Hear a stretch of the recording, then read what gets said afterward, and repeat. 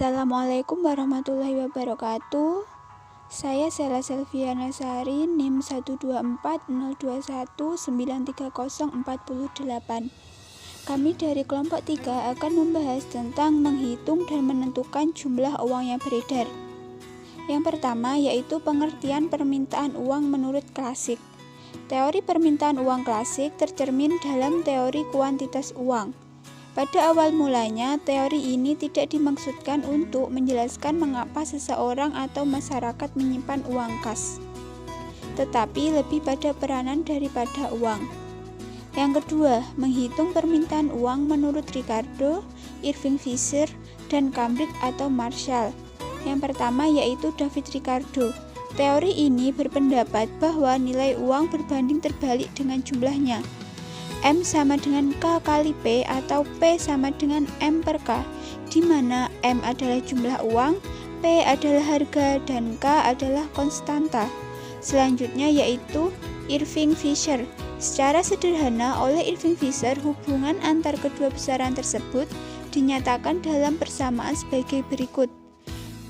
MV sama dengan PT, di mana M adalah jumlah uang beredar, V adalah perputaran uang dalam satu periode, P adalah tingkat harga umum, dan T adalah volume barang yang diperdagangkan.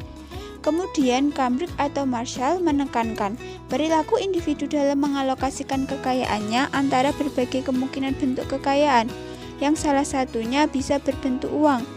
Dengan formulasi M sama dengan KPO sama dengan KY, di mana K sama dengan 1 per V.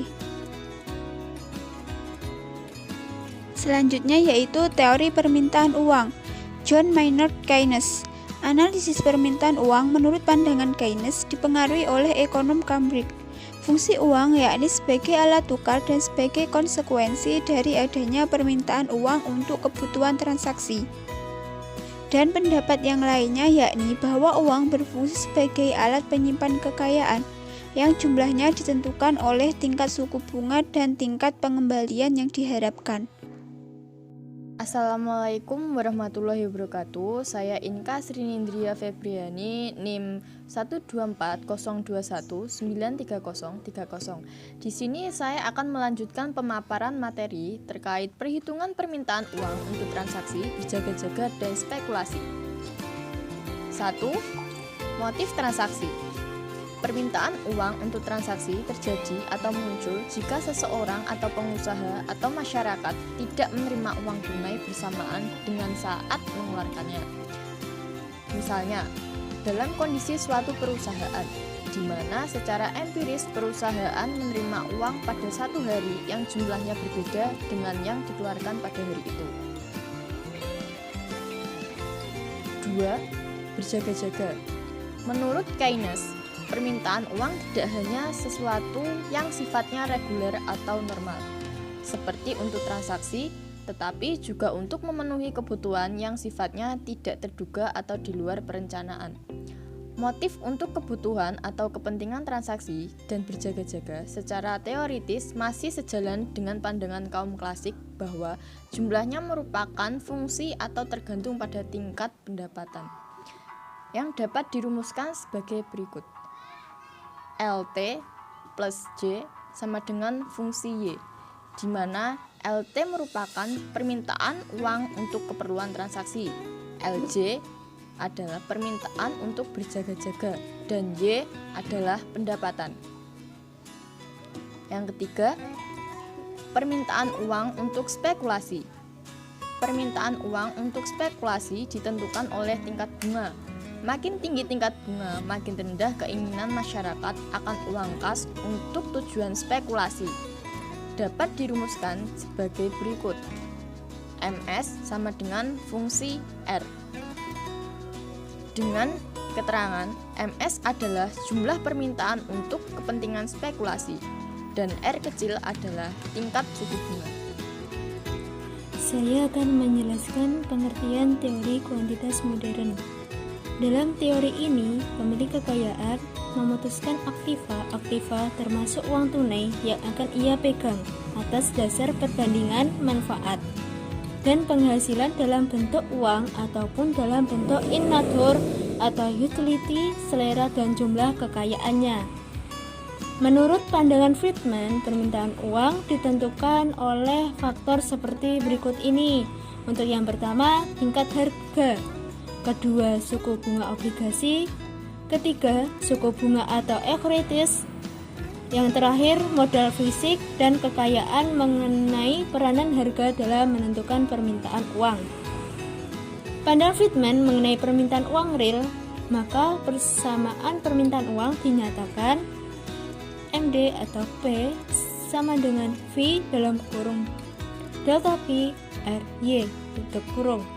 MD atau P artinya permintaan uang real, delta P tingkat kenaikan harga, R artinya tingkat bunga, dan Y artinya nilai pendapatan dan kekayaan real. Selanjutnya, pengertian teori Keynes modern dengan pendekatan inventory dan keseimbangan portofolio. 1. Pendekatan inventory atau penyediaan Baumol. Artinya ialah yakni permintaan uang meliputi permintaan terhadap persediaan atau stok yang setiap saat bisa dipakai untuk memenuhi segala keperluan yang muncul setiap saat. Namun, untuk mengelola diperlukan biaya dan diperlukan jumlah persediaan yang optimum atau biaya yang minimum. Selanjutnya yang kedua, pendekatan keseimbangan portofolio atau Tobin, yaitu suatu pendekatan portofolio dari Tobin yang menjelaskan tentang motif spekulasi permintaan uang. Pendekatan ini mengoreksi asumsi Keynes yang sederhana dari yang tidak realitas. Assalamualaikum warahmatullahi wabarakatuh. Saya Reni Amalia Fitri, NIM 040. Kali ini saya akan memaparkan materi selanjutnya, yaitu tentang asumsi Keynes pada pendekatan portofolio. Yang pertama yaitu terdapat sektor moneter hanya terdiri dari dua aset uang dan obligasi. Yang kedua yaitu pendekatan portofolio ini memberi kesempatan kepada investor memegang portofolio dari berbagai bentuk kombinasi kekayaan dan aset secara luas. Selanjutnya yaitu implikasi dari teori Baumol. Yang pertama yaitu tingkat suku bunga mempengaruhi permintaan uang untuk transaksi karena adanya opportunity cost dalam memegang uang. Yang kedua yaitu adanya economies of scale pada penggunaan uang, yaitu jika terdapat suatu peningkatan pendapatan atau nilai transaksi. Yang ketiga, permintaan uang kas yang bertujuan untuk suatu transaksi tergantung pada tingkat suku bunga serta biaya perantara. Yang keempat, yaitu perkembangan atau kemajuan teknologi yang menyebabkan turunnya ongkos dan biaya transaksi akan mengakibatkan turunnya suatu rata-rata kas yang dipegang oleh individu atau pribadi. Selanjutnya yaitu motif berjaga-jaga dalam permintaan uang muncul karena adanya ketidakpastian dalam arus uang yang masuk dan keluar.